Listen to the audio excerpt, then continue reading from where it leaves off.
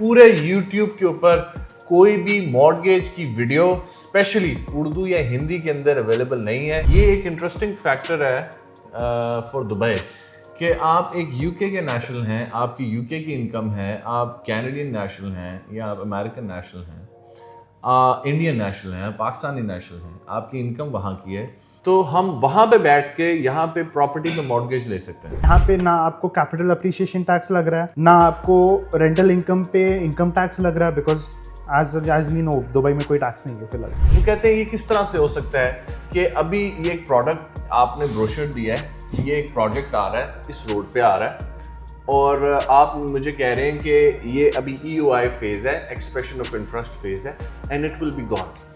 How is it even possible? We don't have any taxes to pay. It's a fantastic lifestyle. Yeah. I'm getting mortgages from the banks without being a non-resident.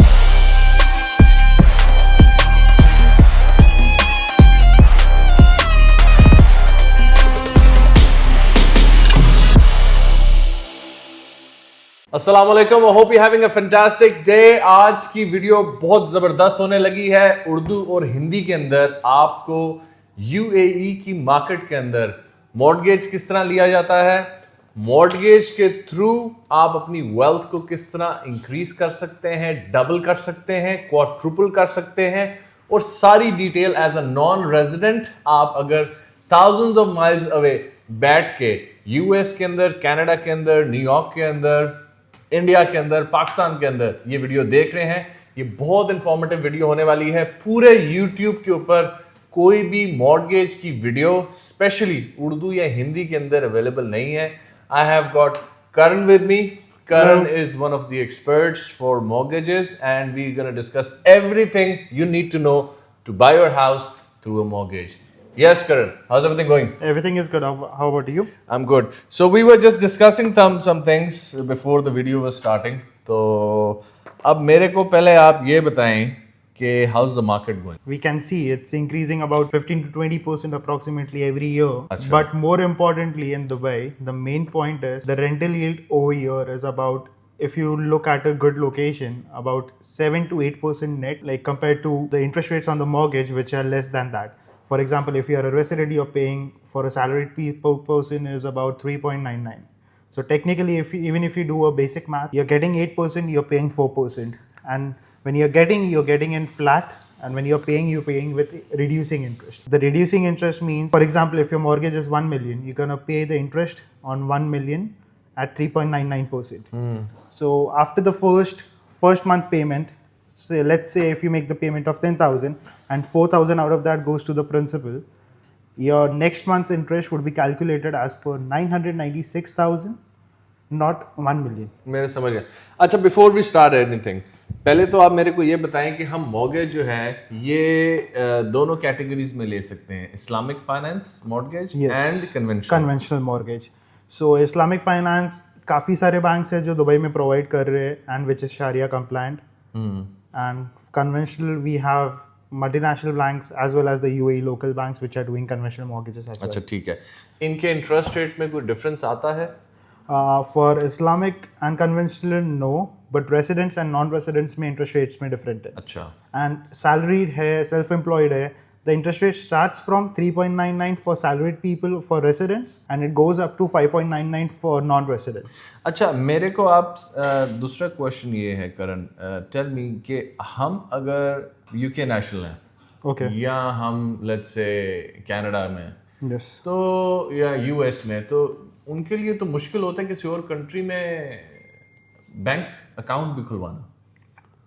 लेकिन ये एक interesting factor है for Dubai कि आप एक UK के national हैं, आपकी यूके की इनकम है, आप कैनेडियन नेशनल हैं या आप अमेरिकन नेशनल हैं, इंडियन नेशनल हैं, पाकिस्तानी नेशनल हैं, आपकी इनकम वहाँ की है, और आप वो अपनी वेल्थ इनकम दिखा के दुबई के अंदर, जो दुबई की रियल एस्टेट का जो बूम आया हुआ है उसमें हमारे जिस तरह आप मेंशन कर रहे हैं जो रेंटल्स हैं, that is about it starts from 7% and in some cases goes up to 12% also. Yes.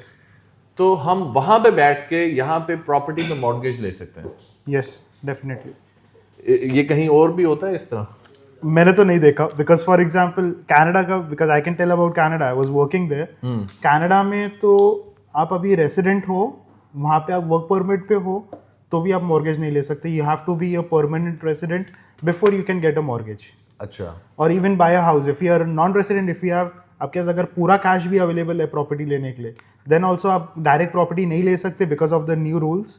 You have to pay 20% upfront flat tax to the government to buy any property in cash also, even after being and staying in Canada as a work permit holder. जो mortgage model है wealth creation का, वो सबसे ज्यादा numbers wise suitable है चूंकि Dubai में। फिलहाल मैं जितना कंट्री देख रहा हूँ, काफ़ी सारे कंट्रीज जो देख रहा हूँ उसके हिसाब से दुबई में, बिकॉज यहाँ पे ना आपको कैपिटल अप्रिसिएशन टैक्स लग रहा है, ना आपको रेंटल इनकम पे इनकम टैक्स लग रहा है, because as we know Dubai में कोई टैक्स नहीं है फिलहाल। अब मुझे ये बताएं कि for mortgage for non residents जो है, इसका प्रोसेस क्या है? So the process is mortgages on non residents, आपका जो मैक्सिमम लोन टू वैल्यू है, फॉर एग्जांपल आपका अगर घर 1 मिलियन का है तो आपको मैक्सिमम लोन मिलेगा उस पर अराउंड 600,000 to 650,000, 60% का 60 to 65% loan to value ratio. Loan to value ratio है for non residents. And similarly अगर कोई रेसिडेंट्स है तो उनका approximately loan to value is 80%। लेकिन अगर आप ऑन एवरेज कोई भी इस वक्त प्रॉपर्टी लेते हैं 2 बेडरूम की, तो it cost about 2 million dirhams. या 2 मिलियन, या कितना डॉलर्स में कितना हुआ? सो कैनेडियन यूएस डॉलर्स में 2 मिलियन डिवाइड बाय 3 अप्रॉक्स करे 3.67, 545,000। सो 545,000 डॉलर्स में अगर मैं लेता हूँ तो मुझे एक तो आप मॉर्गेज भी इसमें कर रहे हैं जी, उसके बाद आप ये हमारा दुबई के अंदर जो है वो 7% to 8% ऑन एवरेज रेंट चल रहा है जी।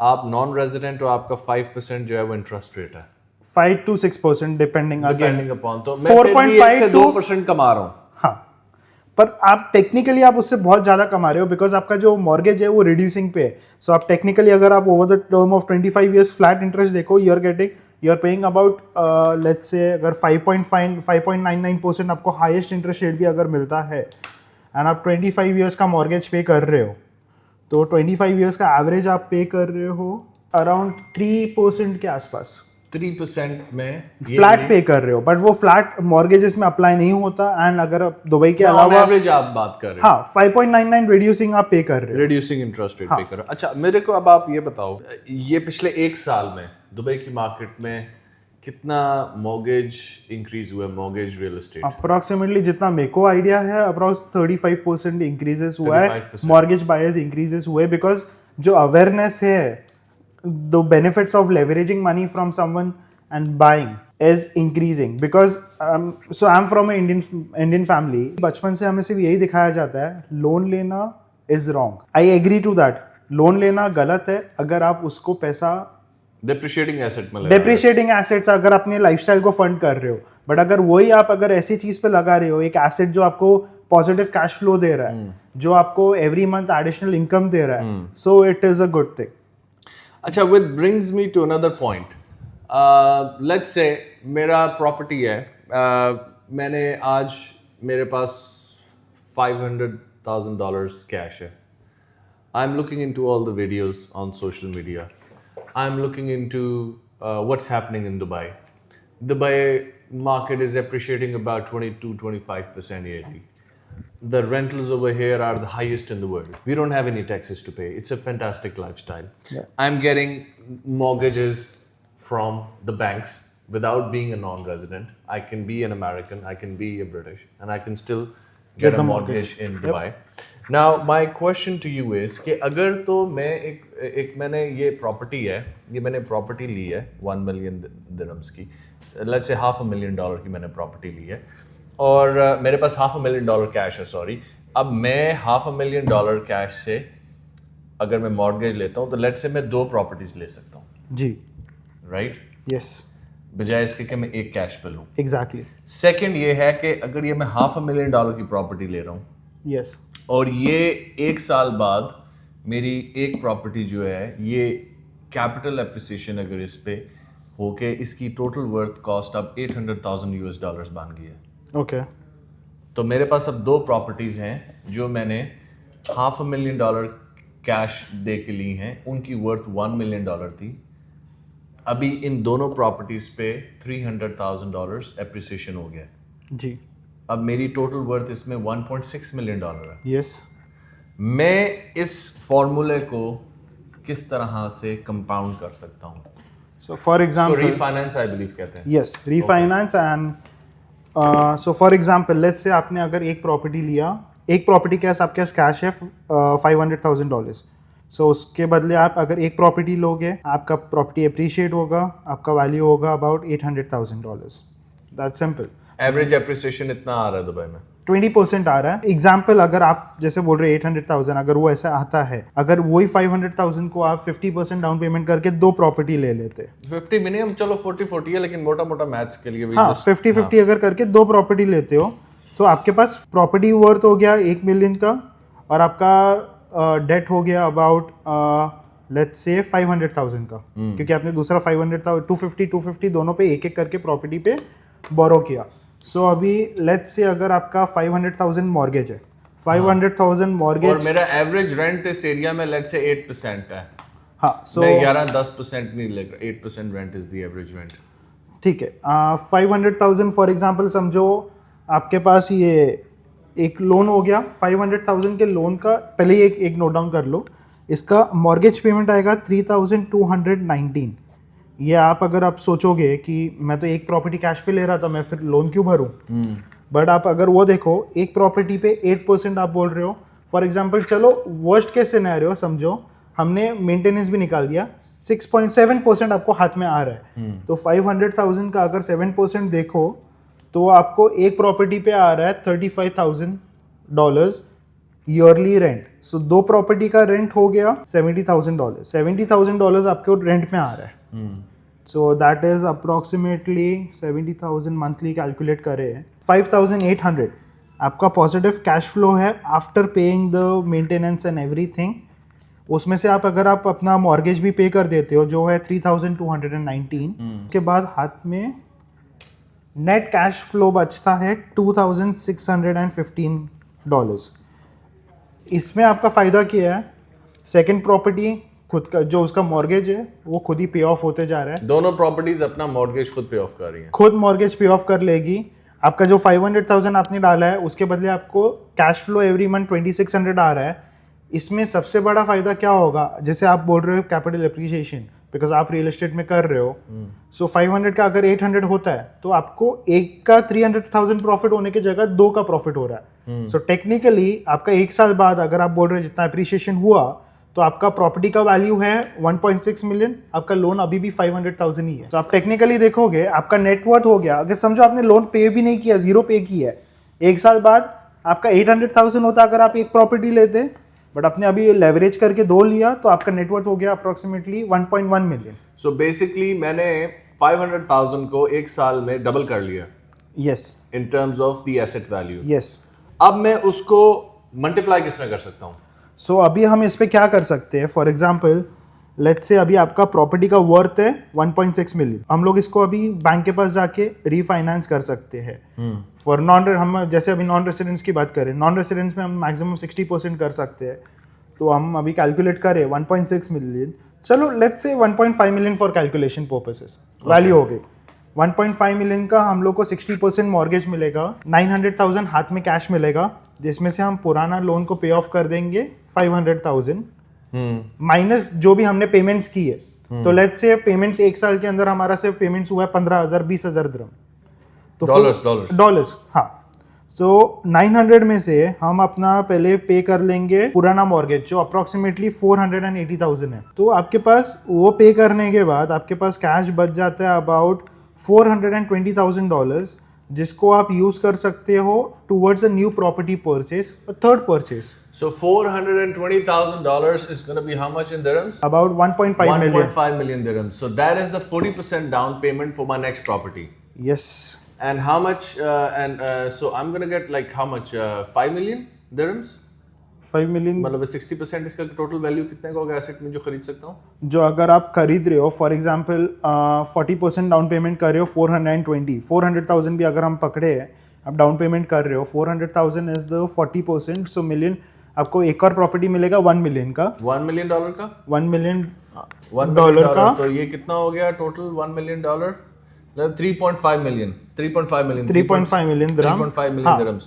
तो मैं एक और 2 बेडरूम का यूनिट ले सकता हूँ 1 साल बाद रीफाइनेंस करा के। हाँ, एंड अभी तीनों प्रॉपर्टी खुद को पे करते जा रही है, आपके एसेट्स में एसेट्स बढ़ गया।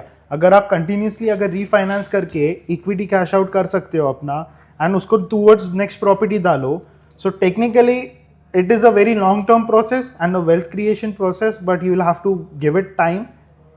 You were also mentioning me the same thing one of your clients did in Canada. Yeah, so for that, Can you share the story with us? yep. So one of the clients, so he in 2017-18, so he started with 500,000. He first got he was just married, so he just got a 2-bedroom apartment. At the start, he wanted to create the portfolio for himself, a wealth portfolio about for the properties.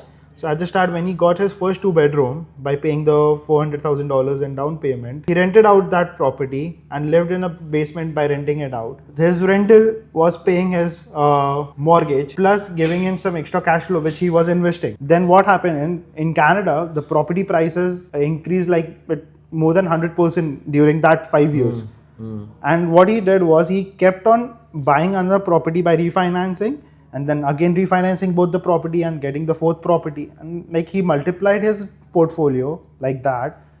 And I would say he was quite lucky because he got the actual like right timing for the to like The timing is important. the timing is क्योंकि आपको important. Refinancing में क्योंकि आपकी property की appreciation होना लाजमी है। Yes, It's really important. yes. अगर normally अगर appreciation नहीं भी हो रही है, then if you give it time and if you think for a long term process, for residents approximately a mortgage is paid off fully in about 17 years.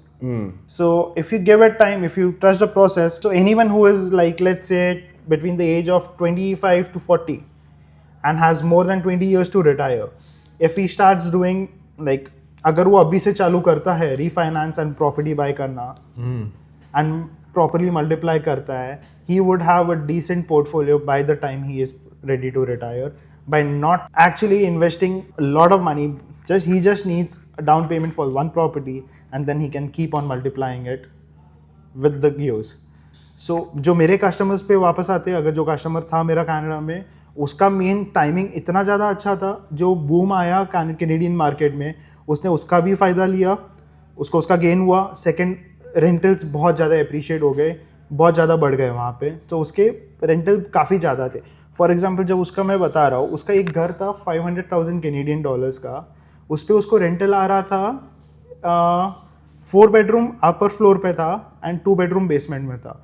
So total उसको approximately rent आ रहा था $3,500 and उसका mortgage payment if I am not wrong, if I remember right, 2,500 था, जो वो 1,100 again अगर दूसरी जगह इन्वेस्ट कर देगा। कनाडा में एक और अच्छी चीज़ थी, वहाँ पे आप मॉर्गेज 80% पे ले सकते थे and first home is you can get up to 95%, so minimum 5% down payment पे भी करके ले सकते थे। उसको वो चीज़ का भी फायदा हुआ था। सो इसके लिए उसके लिए मल्टीप्लाई करना बहुत ज़्यादा अच्छा। हमारे यहाँ पे ये है कि हम नॉन रेजिडेंट्स जो है वो 60% कर सकते हैं, रेजिडेंट 20% है। यस, यहाँ पे पर आप वो भी देखो ना, यहाँ पे अगर जो नॉन रेजिडेंट अगर टेक्निकली जो इन्वेस्ट कर रहे हैं, उनको एक के जगह 2 प्रॉपर्टी मिल जाएगा अगर वो लेवरेज करते हैं प्रॉपरली एंड उसको बराबर से रेंट पे चढ़ाते। They have to again for property they have to come to you because you know which location is like has the most potential to grow and which one is giving you the most positive cash flow. Yeah, so coming back to my point, anyone from 25 to 40 or 45 looking to retire with a good portfolio is the right time. I think if you look in right now and especially in UK, वहाँ पे they've got like 40% for inheritance tax. 40%? 40% is inheritance tax. So if I have a property more than £500,000, if I die right now, I have a son. After 1 week, the government is going to send a letter to my son that you owe us, 40% of the worth of the property in tax that you have to pay. I wasn't aware of that. That's a lot. तो बोले तो अब देखो ना, अभी एक बंदे का अगर £1 million का घर है, तो उसको 4 लाख पाउंड तो ऐसे ही 4 लाख पाउंड टैक्स देना है कैश गवर्नमेंट को। एक तो उसका बाप मार गया, वो 4 लाख देने का। 4 लाख फॉर एग्जाम्पल, अगर कोई भी आप इनहेरिटेंस टैक्स है। मेरे को इतना आइडिया नहीं था, ये काफी ज्यादा है। हाँ, तो अगर आप डेमोग्राफिक्स इस वक्त देखोगे दुबई में जो टॉप इन्वेस्टमेंट्स इस वक्त कर रहे हैं एज ऑफ फॉर 2024 2025, तो हमारे पास नंबर 1 पे जो आ रहे हैं इस वक्त इंडियंस आ रहे हैं, जी, इंडियन नेशनैलिटी कर रही है। फिर हमारे यूके के लोग कर रहे हैं, यूके एंड यूरोप में भी पढ़ रहा था, ठीक है, यूरोप वाले के भी कर बहुत रहे है हैं। एंड यूएस के भी Chinese- बहुत है। चाइनीज 3rd नंबर पे है क्योंकि चाइना के रियल एस्टेट के हालात भी बड़े खराब हुए हैं इस वक्त। अच्छा, फिर हमारे नॉर्थ अमेरिका के जो है लोग हैं वो कर रहे हैं, फिर उसके बाद पाकिस्तानी कर रहे हैं 4th नंबर पे। तो when you talk to people in UK specially, वो तो उनके तो बहुत ही बुरे हालात हुए हैं, क्योंकि जो हमने इस वक्त रीफाइनेंस की बात की है, they have played this game in the 90s में वो कर करके अब उनके पास 10 15 20 25 प्रॉपर्टीज इस तरह से हैं। यस, लेकिन अभी उन्होंने टैक्स इतना लगा दिया कि आदमी उनको को- अब समझ नहीं आ रही कि हम क्या करें। फॉर एग्जाम्पल अगर वैसे देखे तो एक आदमी के पास अगर 10 घर है तो उसको 4 घर बेच के तो सिर्फ टैक्स भरना पड़ेगा।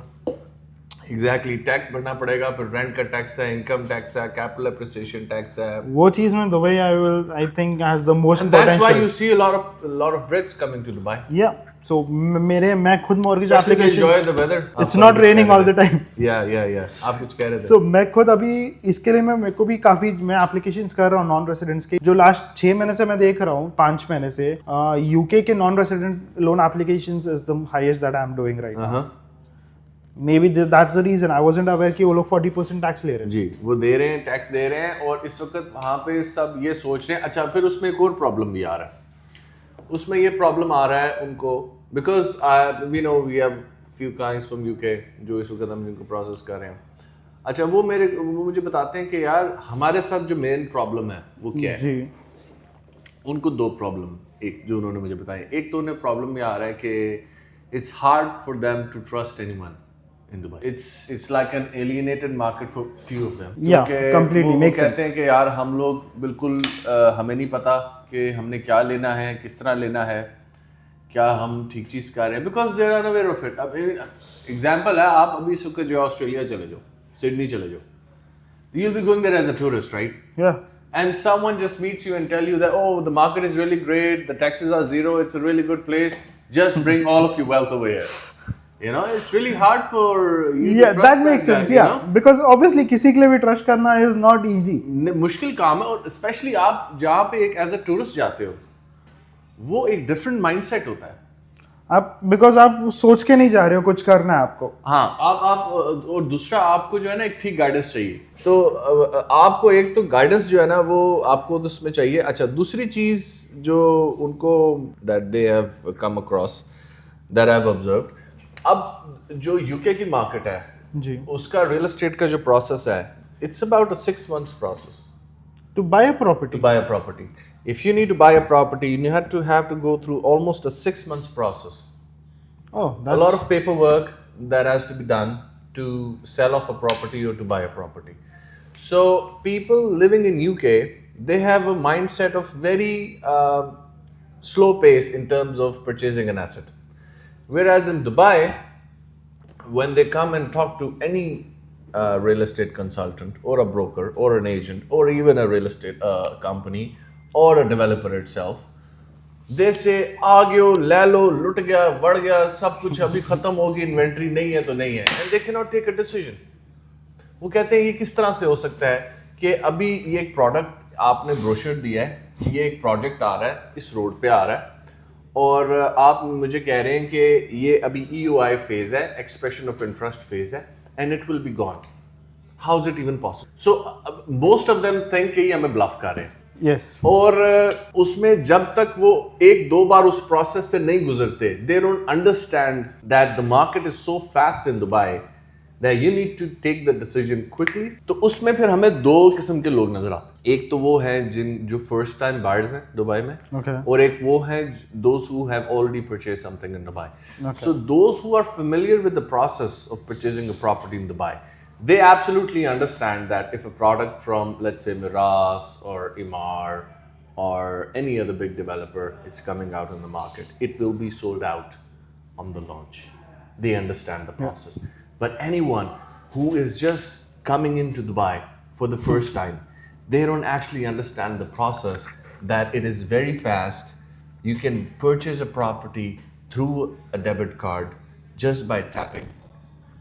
The process is very simple and it's really fast.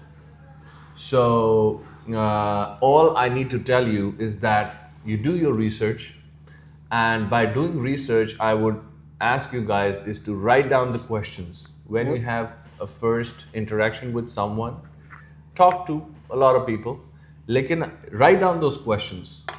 Write down those questions, क्योंकि आप जब माइंड में उन सवालात को रखते हैं, you're not able to take any decision.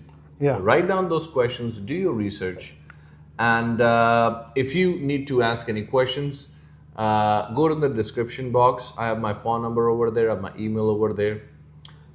Just drop me a message. I would love to reach out to you guys personally. And don't forget to subscribe, by the way.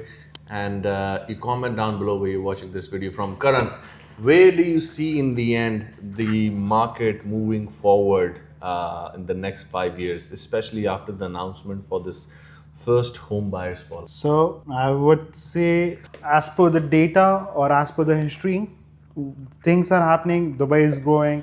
So if you see the population in Dubai in 2007-8 versus from 2007-8 to versus now, it's like more than 4 times. So if you see, Dubai is growing. People are coming. If people are coming, they're gonna need places to stay.